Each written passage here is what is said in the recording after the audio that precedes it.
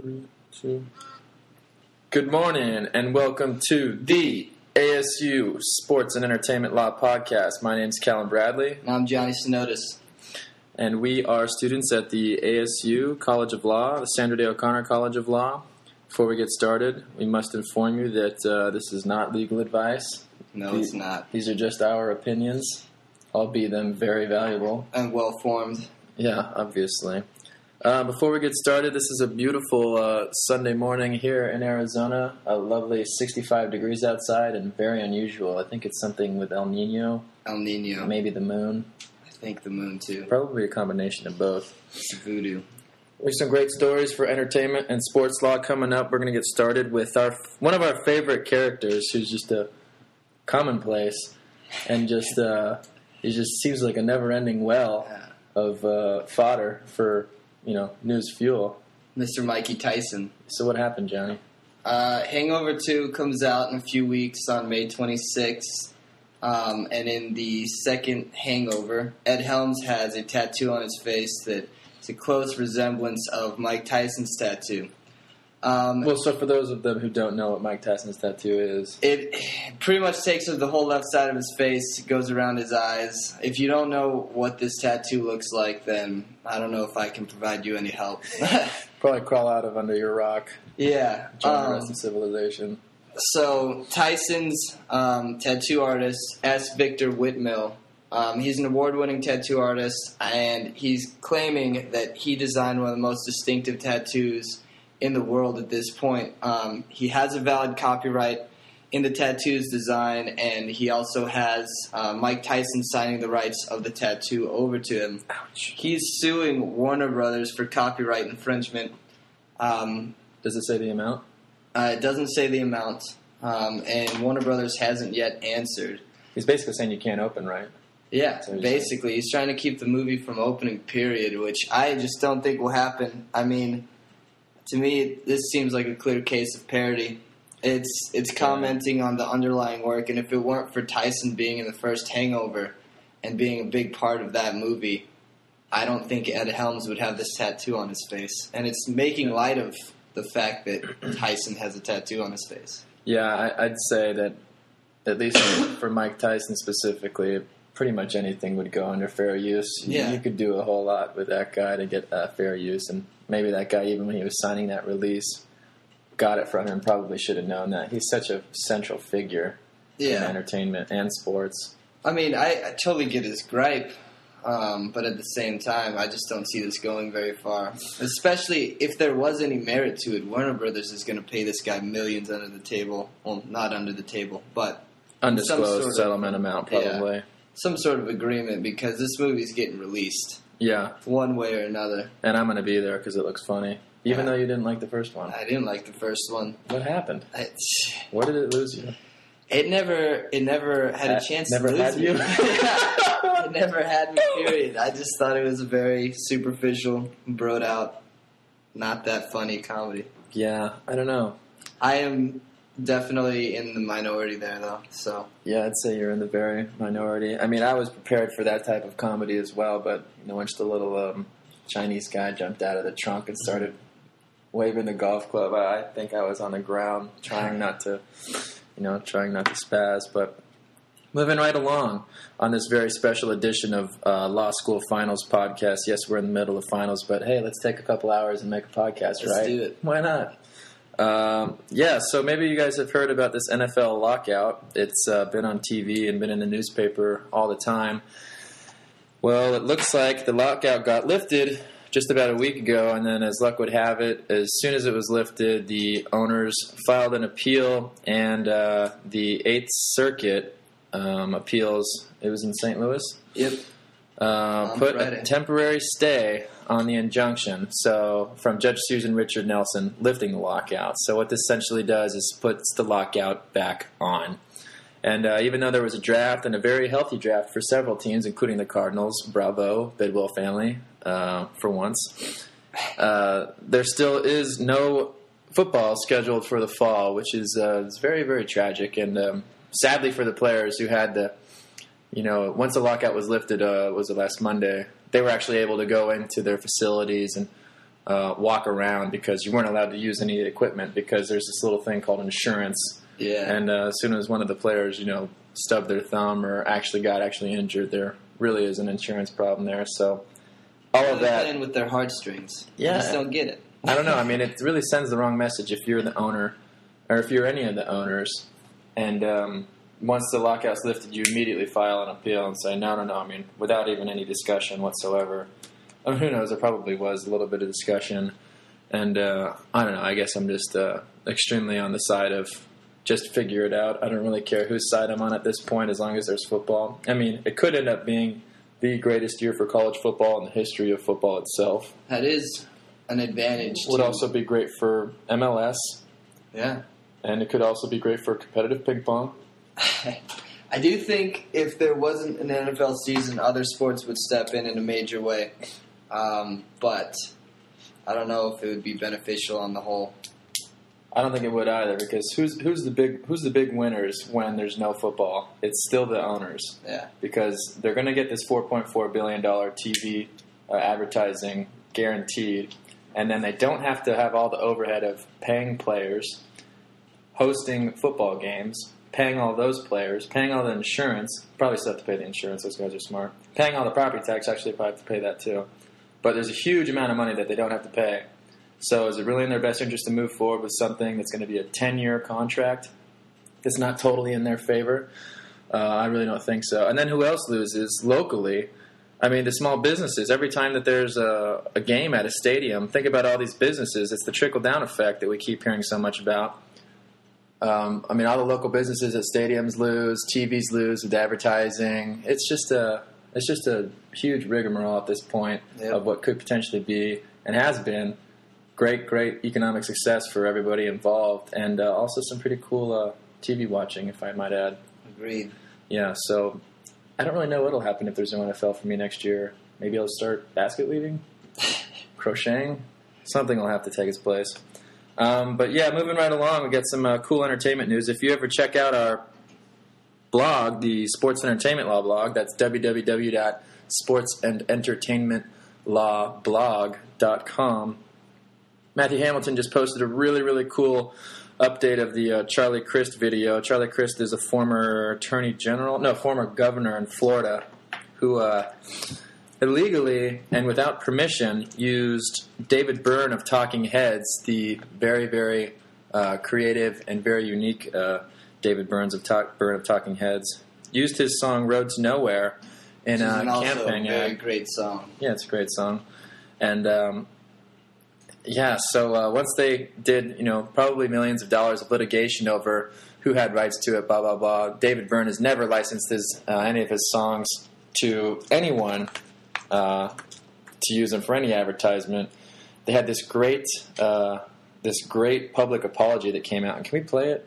We can play it. We can play it? Why not? Yeah, we'll play it so we can at least hear the audio on here because it's just too good. So this guy used Charlie Crist, former governor of Florida, used David Byrne's Talking Heads song to advertise himself to get votes, etc. in Florida. And then part of the dispute settlement is he had to come out with this public apology as essentially a public service announcement ex post facto. Have a listen.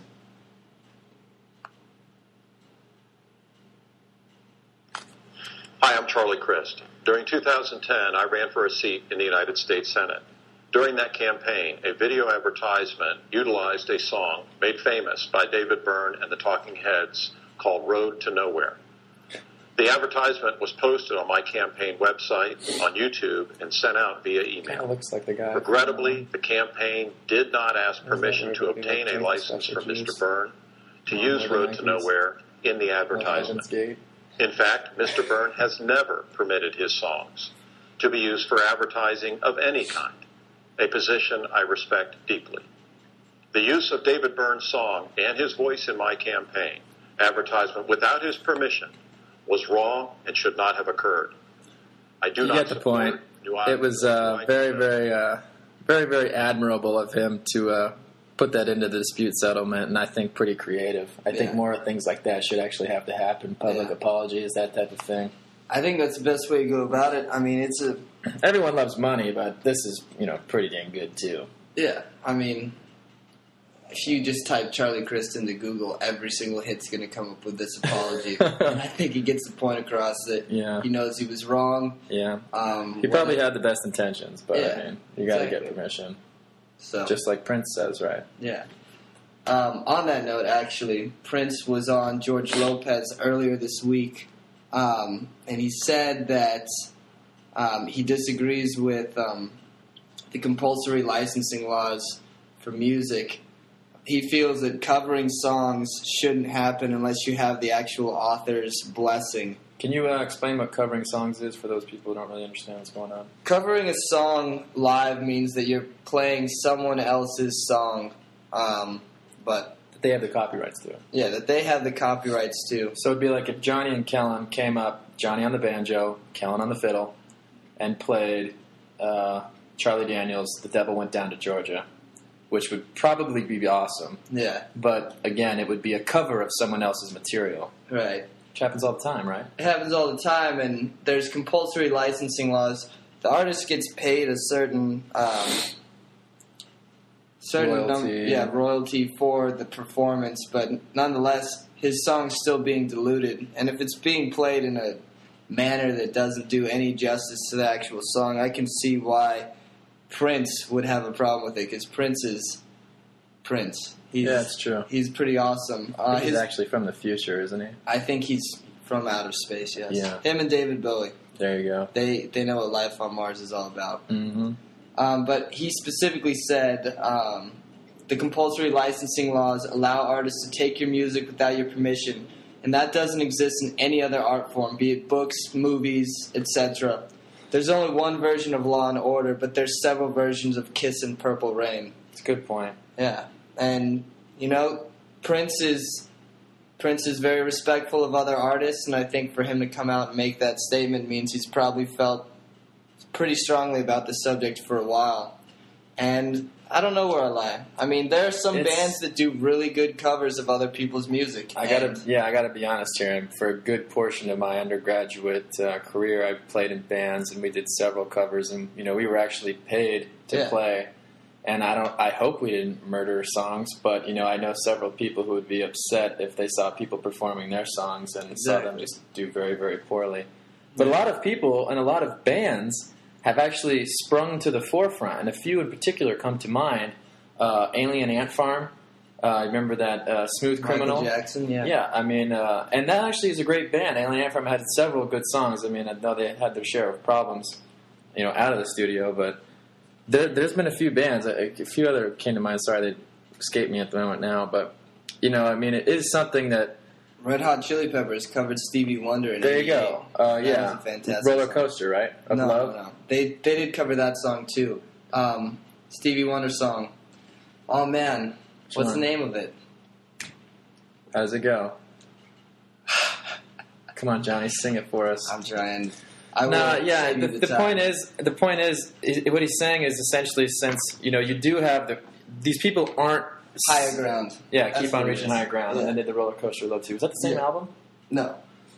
Well, the thing is, they're not essentially making money playing these songs, because it's really live performance only, unless you get the express written consent and or permission to put it out on an album, which is probably what Red Hot Chili Peppers did. I think they were the Def Jam, or rather Arista at the time. They're not going to just come out and do that. So that's a whole nother story. But for these people coming out and just playing covers live in concert, not expecting to earn any money, etc. That's what Prince is addressing here, right? Right. And he definitely thinks it shouldn't be done. Mm-hmm. I mean, how many times have you seen a band at a concert play a cover and be like, wow, this is awesome? Countless times. How many times have you said, wow, this is terrible? Sometimes. Yeah. So it's hit or miss. It's a slippery slope, as usual. It's very hard to regulate, too. I mean, I get his gripe, but we'll see. I don't think anything's going to change. And I think if someone did some serious digging, they'd probably find several videos and or cassette tapes of Prince before he was Prince, rather when he was just maybe like a humble man, whatever his real name is, singing, who knows, covers of Elton John in some bar in Atlanta somewhere. Probably. That would really destroy his argument. So tell us what's going on with Real Madrid. Barcelona and Real Madrid, if you don't know, are two powerhouse soccer teams that play in the Spanish league. Yeah, La Liga. They're basically the two most storied soccer organizations in the world. Maybe you've heard of Mesa? Yeah. So they played their first. Is it Messi? It's Messi. I always call it Mesa. I wasn't going to correct you, but it's all right. No, it's fine. They played their first round of Champions League games this week. And Champions League, basically every year, the top 4 European soccer teams in each league get put into a tournament that runs the length of the season. And it's a very prestigious tournament. Barcelona and Real Madrid, anytime they play, it's a massive event. And to meet in the Champions League is pretty amazing. Right. 30 seconds into this game, Pepe, who's a Portuguese defender for Real Madrid, challenged Dani Alves, who's a Brazilian defender for Barcelona. And it looked, at first glance, that Pepe had seriously given a good cleating to the upper leg of Dani Alves. It really did. And he received a red card for it, which means Real Madrid plays a man down for the length of the game.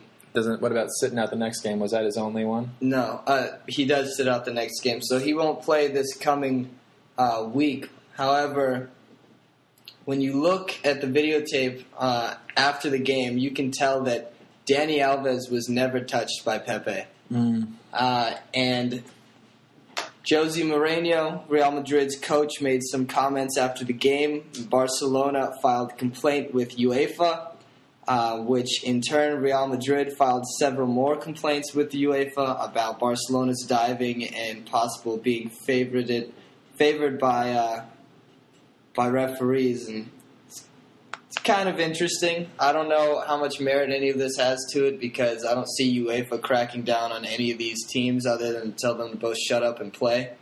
But it's just kind of comical because men are acting like boys. Yeah, that's another one of the things about worldwide soccer gets a lot of flack for people taking the flop, but I mean it's strategy. It's a really good strategy apparently because it ousted one of their best players within how quickly? 30 seconds. 30 seconds into the game. I mean that's like going to Game 6 of the finals and somehow getting Kobe Bryant to swear or something and getting him tossed out of the game. That would be that valuable. And maybe it's another harping back to what you can do with video review because you remember the World Cup last year. Right. Good golly, Miss Molly, did they miss some easy calls? They did. Seemingly easy calls because we obviously have the HD review. But moving along, we reported just last week about a new hit TV show, The Real Housewives of Name Your City. Where has it been already? Miami, Beverly Hills, something like that. Is allegedly coming to Scottsdale. Nothing has been really confirmed yet. And some names have been thrown around like Alejandra Nash, Steve Nash's ex-wife, Tina Dwyer, who's ex-wife of one of my favorite Phoenix Suns, Dan Marley, a.k.a. Thunder Dan, One-Handed Jam. Yeah. And so nothing's been set in stone as of yet, but this could be something pretty big for Scottsdale and for Arizona. What do you think, Johnny? It'll just exploit the extreme materialism. I'm not a fan. Keep it out, but keep it out. People will watch. So people will watch, and they're supposed to head to the premiere is supposed to be had at a place called Dry Bar at Scottsdale. That's kind of an oxymoron if I've ever heard one. A place called Dry Bar at Scottsdale Quarter on this coming Thursday, if I'm not mistaken. That's on April 20. Oh, then it might have already happened. This might have been a little bit ex post facto. So it could already be going on, for all we know, be filming around town. So, yeah, I think there's a little bit to be said that it is exposing materialism, but then at the same time, it's going to be drawing a lot of people out to see if there's stuff going on. So maybe there's some benefits for the economy, whether or not those are outweighed by the negative effects of showing off how materialistic some people can be in Scottsdale. Because Scottsdale already has a pretty good reputation for that, don't they? I would say so. Yeah. Whenever I tell people I'm from Scottsdale, they immediately think I was like born in a nightclub, which is only true to some extent. No, I'm just kidding. So yeah, maybe moving along. As you may have read on our Sports Entertainment Law blog, 3 of the biggest poker sites were taken down a week ago, and this is in a long line of federal government trying to put a stop to online gaming, online gambling. And I don't know really where you stay on this, Johnny, but personally I think this is just a big step in the wrong direction. I don't know where I stand. I'm not a huge gambler. Mm-hmm. I know online gambling has helped some of my friends get through school. Yeah. I've also heard stories of people losing a lot of money playing online gambling, but I think that's just a risk you take when you gamble. So, mm-hmm. It's not going to affect me. Yeah. Not my chair, not my problem. Yeah. The sites that were taken down are called Poker Stars, Full Tilt Poker, and Absolute Poker, and they got charged with bank fraud, illegal gambling, a few charges in there, and also money laundering. Essentially how these sites work is they have like a processing site offshore, probably in the Virgin Islands or the Cayman Islands or somewhere awesome with nice clear water and beautiful sandy beaches. And they essentially, anytime you do a transaction, your transaction is sent immediately there, so you're not really gaming in the U.S., you're gaming offshore. That's kind of how that stuff works. For those of you who knew that, I'm sorry. But yeah, the Gaming Commission and federal gov, what's it called? Under the Unlawful Internet Gambling Enforcement Act, basically went in and just said, sorry, you're done, and shut everything down with their big, huge internet off switch. And took with it a lot of people's deposited money. So there's some people with some serious deposited money on those sites that are looking around saying, hey, what happened to all my earnings? I haven't cashed out yet. Yeah. So, yeah, we'll see what happens. We're not sure exactly who's behind it. Some people say it could be some of the Native American tribes that are losing some money by people not visiting their casinos. Other people say that it's Vegas. Well, I have read that some people say that Vegas has invested a lot of money into teaming up with some of these online sites to cash in on that. I mean, one of those kind of you can't beat them, join them things, And so we'll see what ends up happening. They definitely stay tuned. What else do you have for us, Johnny? Anything? Nicolas Cage arrested. Arrested. Johnny just reading off of my notes. Yes, he was arrested, and it wasn't for being sober. Apparently, he got into a scuffle with one of his, or maybe his only wife or fiance. Was that it, right? Yeah, I think so. It happened in New Orleans. Mm-hmm. My question is, does anyone care? I don't know. I mean, that's a good point. Maybe this is just a cry for help from the guy who he was in Raising Arizona. After that, he kind of fell off the map, didn't he? Yeah, I mean, he's made great movies. The Rock is a great movie. He's made like 6,000 movies. Snake Eyes is a great movie. Yeah. Drive Angry is a terrible movie. Yeah, that's true. Was that the one where he was like actually a skull on a motorcycle? That's all I remember. I have no idea. It was his recent one. Black flowing fake hair. Yeah, but I mean, we'll see. He was charged with domestic violence and disturbing the peace, so there could be some serious problems here for Nicolas Cage, who apparently is the best friend of Charlie Sheen. Really? Which raises some questions in my mind. Yeah, that's strange. And I didn't know that until right now. So. Yeah, I thought he and John Malkovich were best friends. Remember being John Malkovich? Maybe the three of them are best friends. Like a trifecta? Yeah. Like a wolf pack. Mm-hmm. That's kind of great. And on that note, I think we're going to end this this very special edition of Law School Finals ASU Sports and Entertainment Law Podcast. Please keep a lookout. We will be posting on the internet our inaugural publication of the ASU Sports and Entertainment Law Journal is set to be out within the next week or so, and we are extremely excited. You'll be able to view it all on PDF format online, and you'll also be able to order a print version from our partners at Lulu and Print on Demand, who've been more than awesome in helping us out throughout this process. So be on the lookout for that. We have some great articles from some awesome practitioners and professors. Any students in our? No students. Delaney. Andrew. Well, he's a practitioner. He's already practicing up in Vermont. That's right. Yeah. Great guy, though. Very excited about this. Should be great for everyone. Yes. For all involved. Yeah. There's some big balloons, cake, candy. It's going to be fun. Mm-hmm. I'm looking forward to it. Yes. Well, that'll wrap it up for us, you guys. Thanks a lot for tuning in, podcasters. We'll catch up with you next time. Hopefully we'll be a little less red-eyed and tired, but, that's what happens when you're doing the finals thing. You guys stay classy out there, and we will catch you next time on the ASU Sports and Entertainment Law Podcast. Bye-bye, kiddos.